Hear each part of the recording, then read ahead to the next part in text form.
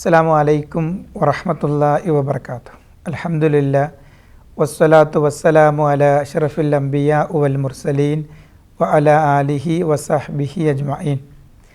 സ്നേഹാദരണീയരായ സഹോദരങ്ങളെ, സഹോദരിമാരെ, പരിശുദ്ധ റമദാനിലെ ഏറ്റവും പുണ്യകരമായ സുദിനങ്ങളിലൂടെയാണ് നാം കടന്നുപോയിക്കൊണ്ടിരിക്കുന്നത്.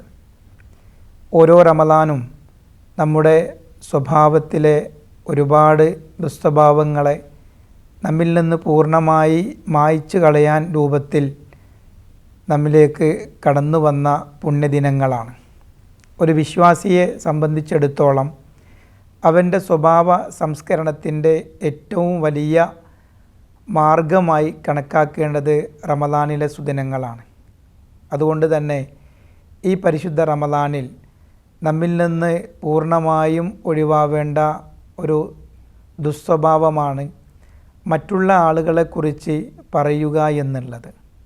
മനുഷ്യനെ സംബന്ധിച്ചിടത്തോളം മറ്റുള്ള ആളുകളെക്കുറിച്ച് അറിയാതെ സംസാരിക്കുക എന്നത് ഒരു ഹരമായി മാറിക്കൊണ്ടിരിക്കുന്ന ഒരു കാലഘട്ടമാണ്. സോഷ്യൽ മീഡിയ അരങ്ങ് തകർത്തുകൊണ്ടിരിക്കുന്ന സമയത്ത് അതിലൂടെയൊക്കെ നാം ഇങ്ങനെ പറഞ്ഞുകൊണ്ടിരിക്കുന്നുണ്ട്. മഹാനായ ഇബ്നു ഖയ്യിം റഹിമഹുല്ല അദ്ദേഹം പറഞ്ഞൊരു വാചകം, ഒരാൾ പർവ്വത സമാനമായ അമലുകളുമായി അദ്ദേഹം അള്ളാഹുവിൻ്റെ സമക്ഷത്തിലേക്ക് കടന്നു വരികയാണ്. ആ സന്ദർഭത്തിൽ സ്വർഗതുല്യമായ അമലുകൾ ചെയ്തു എന്ന് അദ്ദേഹം മനസ്സുകൊണ്ട് വിശ്വസിക്കുന്ന സമയത്ത് അദ്ദേഹത്തിൻ്റെ നാവ് ചെയ്ത ചില കാര്യങ്ങൾ കൊണ്ട് പൂർണ്ണമായും തൻ്റെ അമലുകൾ അദ്ദേഹത്തിൽ നിന്ന് ഒഴിവാക്കപ്പെടുകയാണ്. നമ്മളൊന്ന് ആലോചിക്കേണ്ടത്, ഈ ലോകത്തിൽ ജീവിച്ചു കൊണ്ടിരിക്കുന്ന സന്ദർഭത്തിൽ നമ്മൾ ചെയ്യുന്ന ഇബാദത്ത് കർമ്മങ്ങളും സൽക്കർമ്മങ്ങളുമൊക്കെ വല്ലാതെ ബുദ്ധിമുട്ട് പ്രയാസം അനുഭവിച്ചുകൊണ്ടാണ് നിർവഹിച്ചു കൊണ്ടിരിക്കുന്നത്. ഇതിനൊക്കെ നാം ആഗ്രഹിക്കുന്നത് അള്ളാഹുവിനെ കണ്ടുമുട്ടുമ്പോൾ അവിടെ നിന്ന് വലിയ സ്വീകാര്യത ലഭിക്കണം എന്നതാണ്. പക്ഷേ ഈ ഭൂമിയിൽ ജീവിച്ചു കൊണ്ടിരിക്കുന്ന സന്ദർഭത്തിൽ തന്നെ നമ്മളറിയാതെ ആ അമലുകളൊക്കെ ബാത്തിലായി പോയാൽ എന്തായിരിക്കും നമ്മുടെ അവസ്ഥ? റസൂലുള്ളാഹി സ്വല്ലല്ലാഹു അലൈഹി വസല്ലമ മറ്റുള്ള ആളുകളെക്കുറിച്ച് പറയുന്നതിൻ്റെ കാരണങ്ങളെക്കുറിച്ച് റസൂലുള്ളാഹി സ്വഹാബത്തിന് പറഞ്ഞു കൊടുത്തു. സ്വഹാബത്തിനോട് ചോദിച്ചു, അത്തദറൂനമൽ മുഫ്ലിസു, പാപ്പരായവർ, ദരിദ്രർ ആരാണ് നിങ്ങൾക്കറിയുമോ എന്ന് ചോദിച്ചപ്പോൾ അവർ പറഞ്ഞു, റസൂലെ, ദിർഹമില്ലാത്ത, സാമ്പത്തികമായി പ്രയാസമില്ലാത്ത ആളുകളാണ്. റസൂലുള്ളാഹി പറഞ്ഞു, അല്ല, എൻ്റെ സമുദായത്തിലെ ആളുകൾ നമസ്കാരവും നോമ്പും സക്കാത്തും സ്വതക്കയും ഒക്കെയായി കടന്നു വരും. പക്ഷേ അവർ ചില ആളുകളെക്കുറിച്ച് കുത്തിപ്പറഞ്ഞത്, ചില ആളുകളുടെ മനസ്സിന് വിഷമമുണ്ടാക്കുന്ന രൂപത്തിലേക്ക് അവരുടെ ആത്മാഭിമാനത്തെ വ്രണപ്പെടുത്തിയത്, ശകാരിച്ചത്, ഈ ഒരു കാരണങ്ങൾ കൊണ്ട് ആ ആളുകളുടെ തിന്മകൾ ഇവർക്ക് ചേർക്കപ്പെടുമെന്നാണ്. എങ്ങനെയാണ്? അതായത് ഈ വ്യക്തി ഒരാളെക്കുറിച്ച് കുറ്റം പറയുമ്പോൾ അവൻ്റെ പൂർണ്ണമായിട്ടുള്ള നന്മകൾ ആ പറഞ്ഞ വ്യക്തിയിലേക്ക് ചേർക്കപ്പെടുകയും അങ്ങനെ ഇവൻ്റെ പുണ്യങ്ങളെല്ലാം, നന്മകളെല്ലാം കഴിഞ്ഞു പോകുമ്പോൾ ആ വ്യക്തികളുടെ പാപങ്ങൾ ഇദ്ദേഹത്തിലേക്ക് ചേർക്കപ്പെടുമെന്ന് പറയുമ്പോൾ എത്ര ഗൗരവമാണ് ആ വിഷയം എന്ന് നമ്മൾ മനസ്സിലാക്കേണ്ടതുണ്ട്. മഹാനായ ഹസനുൽ ബസരി റഹിമഹുല്ല അദ്ദേഹം സദസ്സിൽ വെച്ച് തൻ്റെ ശിഷ്യഗണങ്ങൾ ക്ലാസ് എടുത്തുകൊണ്ടിരിക്കുന്ന സന്ദർഭത്തിൽ ഒരു ശിഷ്യൻ പറഞ്ഞു, ഉസ്താദെ, താങ്കളെക്കുറിച്ച് ഇന്ന കാര്യങ്ങൾ പറഞ്ഞിട്ടുണ്ട്. ആ സന്ദർഭത്തിൽ അദ്ദേഹം ഒരു വലിയ ഈത്തപ്പഴം, അതിൻ്റെ ഒരു ബാഗ് അദ്ദേഹത്തിന് കൊടുക്കുകയാണ്. എന്നിട്ട് പറയാണ്, ഇത് അദ്ദേഹത്തിന് പാരിതോഷികമായി കൊടുക്കുക. ശിഷ്യഗണങ്ങൾ അത്ഭുതപ്പെട്ടുകൊണ്ട് നിൽക്കുന്ന സന്ദർഭത്തിൽ അദ്ദേഹം പറഞ്ഞു, അദ്ദേഹം എന്നെക്കുറിച്ച് ഞാൻ അറിയാതെ എൻ്റെ അഭാവത്തിൽ സംസാരിച്ചുവല്ലോ, അതുകൊണ്ട് തന്നെ അദ്ദേഹത്തിൻ്റെ നന്മകൾ എന്നിലേക്ക് ഞാൻ എന്തെങ്കിലും ഒരു പ്രത്യുപകാരം അദ്ദേഹത്തിന് കൊടുക്കണ്ടേ, ആ പ്രത്യുപകാരമാണ് ഇത് എന്ന് പറയുമ്പോൾ ഇവിടെയൊക്കെ നമ്മൾ മനസ്സിലാക്കേണ്ടത്, ഒരാളെക്കുറിച്ച് അദ്ദേഹത്തിൻ്റെ അഭാവത്തിൽ മോശമായി പറഞ്ഞാൽ ആ പറഞ്ഞ വ്യക്തിയുടെ തിന്മകൾ നമ്മിലേക്ക് ചേർക്കും, നമ്മുടെ നന്മകൾ അദ്ദേഹത്തിന് പോകുമെന്നൊക്കെ പറയുമ്പോൾ കഷ്ടപ്പെട്ട് പ്രയാസമനുഭവിച്ച് ചെയ്യുന്ന ഓരോ കാര്യങ്ങളുടെ പര്യവസാനം ഇങ്ങനെയാകുമ്പോൾ എന്തായിരിക്കും? പരിശുദ്ധ ഖുർആൻ വളരെ കൃത്യമായി ഇത്തരമുള്ള ആളുകളെ താക്കീത് ചെയ്യുന്നുണ്ട്. ഖുർആൻ പറയാൻ, വല യഅ്തബ് ബഅ്ദുക്കും ബഅദ്, നിങ്ങൾ ഒരാളുടെ അഭാവത്തിൽ അവരെക്കുറിച്ച് ദുഷിച്ചു പറയരുത് എന്നാണ്. എന്നിട്ട് അള്ളാഹ് പറയുകയാണെന്ത്, അങ്ങനെ ദുഷിച്ചു പറയുമ്പോൾ ആ പറയുന്ന ആ ആളുകളെ സംബന്ധിച്ചിടത്തോളം അള്ളാഹു സുബ്ഹാനഹു വതആല പറയാ, നിങ്ങളുടെ സഹോദരൻ്റെ പച്ചയായ മാംസം തിന്നുവാൻ നിങ്ങൾ ആഗ്രഹിക്കുന്നുണ്ടോ?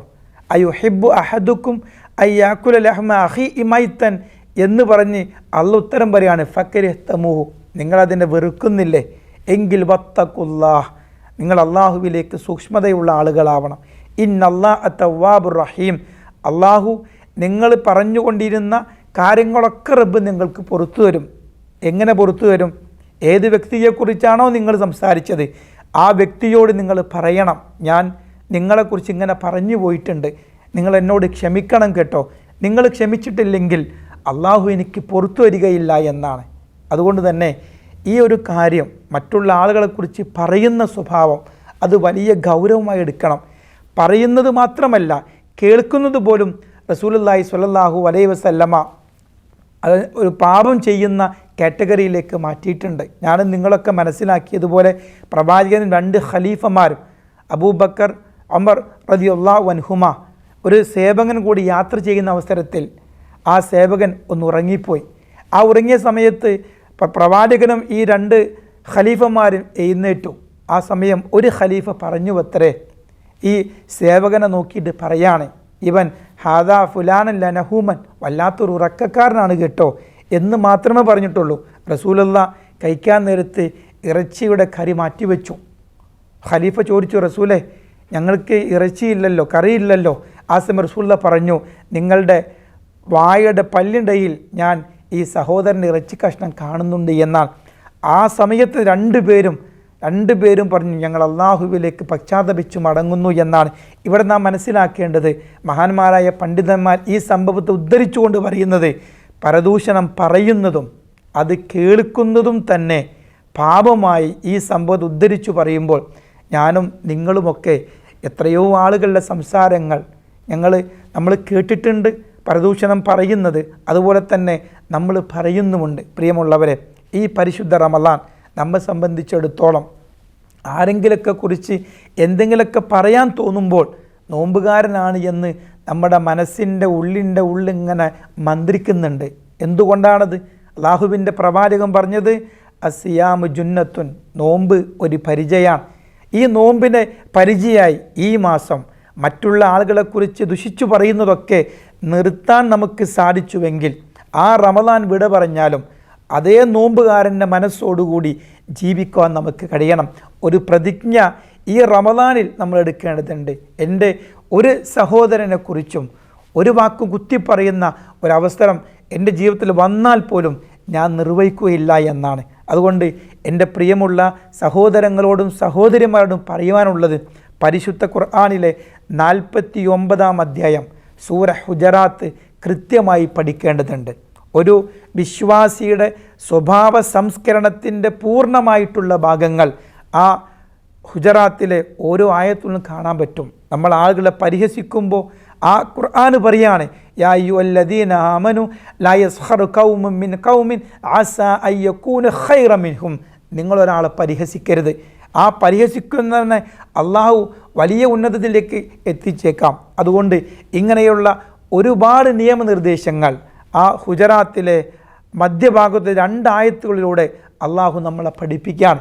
അത് ഈ പരിശുദ്ധ റമളാനിൽ എൻ്റെ സംസാരം ശ്രവിക്കുന്ന പ്രിയമുള്ളവരെല്ലാം ആ സൂറ ഹുജറാത്തിലെ ആ 2 ആയത്തുകൾ, മധ്യഭാഗത്തെ 2 ആയത്തുകൾ പൂർണ്ണമായും അർത്ഥസഹിതം മനസ്സിലാക്കി ആ ആയത്തുകളിൽ 6 കാര്യങ്ങൾ, പരിഹസിക്കരുത്, കുത്തിപ്പറയരുത്, ഇരട്ടപ്പേര് വിളിക്കരുത്, ഒരാളുടെ അഭാവം ദുഷിച്ചു പറയരുത് എന്നിങ്ങനെയുള്ള സ്വഭാവ സംസ്കരണത്തിൻ്റെ ഭാഗങ്ങൾ പഠിക്കുകയും അത് ജീവിതത്തിലേക്ക് പകർത്തുകയും പരിശുദ്ധ റമളാൻ വിട പറഞ്ഞാലും എന്നിൽ അതുണ്ടാവുകയില്ല എന്ന് കൃത്യമായ ഒരു പ്രതിജ്ഞ സ്വന്തം നഫ്സിനോട് എടുക്കേണ്ടതുണ്ട്. ഒരു സഹോദരി ഈ ഖുർആനിക ആയത്തുകൾ പഠിച്ച് അദ്ദേഹം ആ സഹോദരിയുടെ സഹോദരനുമായി യാത്ര ചെയ്യുമ്പോൾ ഈ സഹോദരൻ അമ്മായിയെക്കുറിച്ച് ഒരുപാട് പറയുന്നുണ്ട്.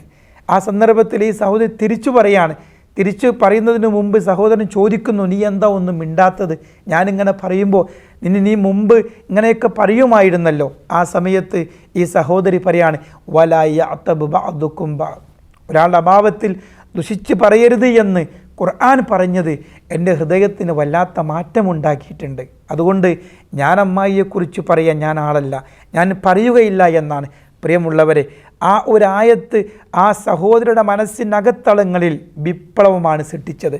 ആ സഹോദരൻ കരഞ്ഞുകൊണ്ട് പറയാണ്, എൻ്റെ സഹോദരിൽ വന്ന മാറ്റം അൽഹംദുലില്ലാ എന്നെ വല്ലാതെ ആശ്ചര്യപ്പെടുത്തി എന്ന് പറയുമ്പോൾ ഞാനും നിങ്ങളുമൊക്കെ ആലോചിക്കേണ്ടത്, ഈ പരിശുദ്ധ റമദാൻ, ഈ റമദാനിൻ്റെ ഏറ്റവും വലിയ പ്രത്യേകത ഖുർആൻ അവതരിപ്പിച്ച മാസമാണ് എന്നാണ്.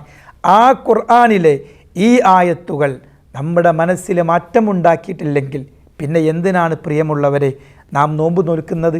അല്ലാഹുവിൻ്റെ പ്രവാചകൻ പറഞ്ഞു, നിങ്ങളുടെ നാവിനെ നിയന്ത്രിക്കുവാൻ നിങ്ങൾക്ക് കഴിഞ്ഞിട്ടില്ലെങ്കിൽ, ആ ഒരു രൂപത്തിലേക്ക് നിങ്ങൾ മാറിയിട്ടില്ലെങ്കിൽ നിങ്ങൾ ഭക്ഷണം കഴിക്കാതെയും വെള്ളം കുടിക്കാതെ ഇരിക്കണ്ട എന്ന് റസൂലുള്ളാഹി സ്വല്ലല്ലാഹു അലൈഹി വസല്ലമ പറഞ്ഞെങ്കിൽ, ഈ പരിശുദ്ധ റമദാനിനെ നെഞ്ചോട് ചേർത്ത്, ഈ റമദാൻ എൻ്റെ ജീവിതത്തിലേക്ക് എനിക്ക് നൽകിയത് എൻ്റെ സംസാരത്തിലെ സൂക്ഷ്മതയാണ്. ഒരാളെക്കുറിച്ചും ഞാനൊന്നും പറയുകയില്ല എന്ന് കൃത്യമായി നാം ഒരു പ്രതിജ്ഞയെടുത്ത് ആ രൂപത്തിലേക്ക് ജീവിതം ക്രമീകരിക്കുവാൻ, സംസ്കരിക്കുവാൻ നമുക്ക് കഴിയണം. അങ്ങനെയുള്ള ആളുകളിൽ അള്ളാഹു നമ്മെ ഉൾപ്പെടുത്തി അനുഗ്രഹിക്കുമാറാകട്ടെ. ഈ പരിശുദ്ധ റമദാനിൻ്റെ പുണ്യദിനങ്ങളിൽ ബഹ്റൈൻ മീഡിയ സിറ്റി ഒരുക്കുന്ന അഹ്ലൻ റമദാൻ എന്ന ഈ പ്രോഗ്രാമിലേക്ക് ഹൃദ്യമായ ആശംസകൾ നേർത്തുകൊണ്ട് വാക്കുകൾക്ക് വിരാമം കുറിക്കുന്നു. വാഖിറു ദഅവാന അൽഹംദുലില്ലാഹി റബ്ബിൽ ആലമീൻ. അസ്സലാമു അലൈക്കും വറഹ്മത്തുള്ളാഹി വബറകാതുഹു.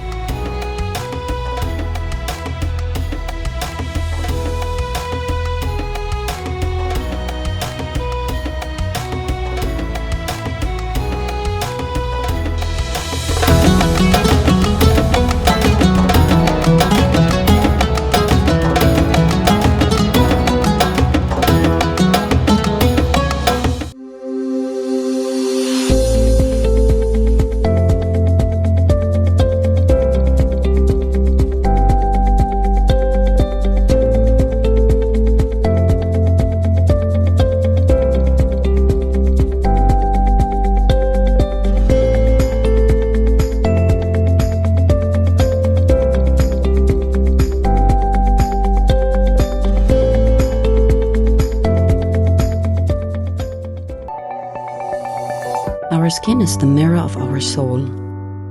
Our skin is our largest sensory organ. Our skin needs a healthy microbiome balance. This is regulated by its pH value, which protects the skin from pathogens, cold and ultraviolet rays.